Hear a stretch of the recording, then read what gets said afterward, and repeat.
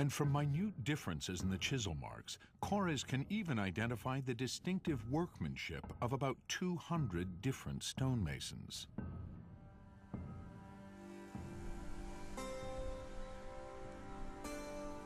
They were recruited from throughout the Greek islands and would have had many different systems of measurement. Without a common standard, coordinating this workforce would have been a logistical nightmare. How did they do it? One answer lies on the island of Salamis, not far from Athens. Here, discovered on a church wall, was a stone carving. Today, it is in the Piraeus Museum.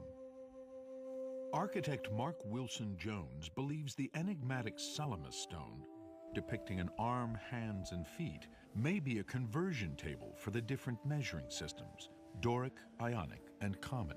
This is a tracing I've done that shows the stone, and you can immediately see how the main measures work. We have this foot rule here, that's 327 millimeters, more or less, the Doric foot.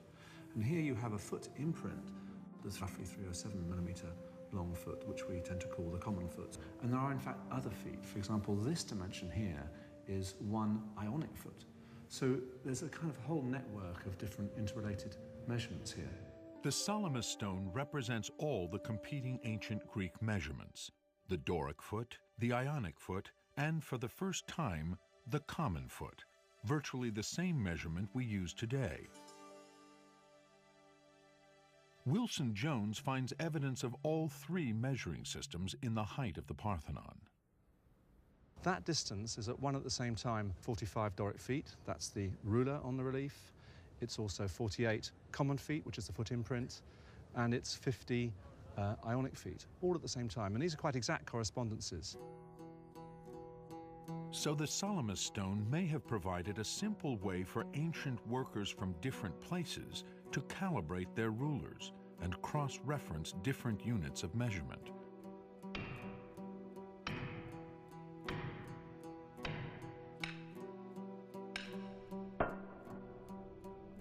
But the Salamis stone may also be a clue to how the ancient Greeks were using the human body to create what we now regard as ideal proportions.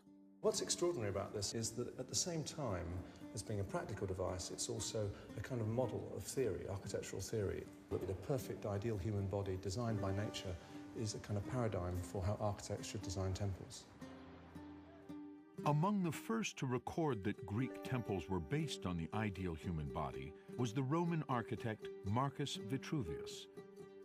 He studied the proportions of temples like the Parthenon in the 1st century BCE, 400 years after it was built.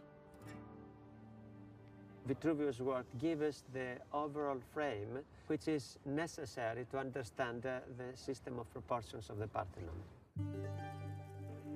According to Vitruvius, Greek architects believed in an objective basis of beauty that mirrors the proportions of an ideal human body.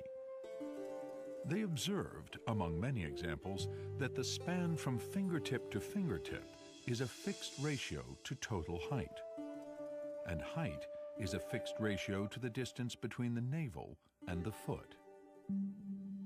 2,000 years after the Parthenon, another artist was also searching for an objective basis of beauty.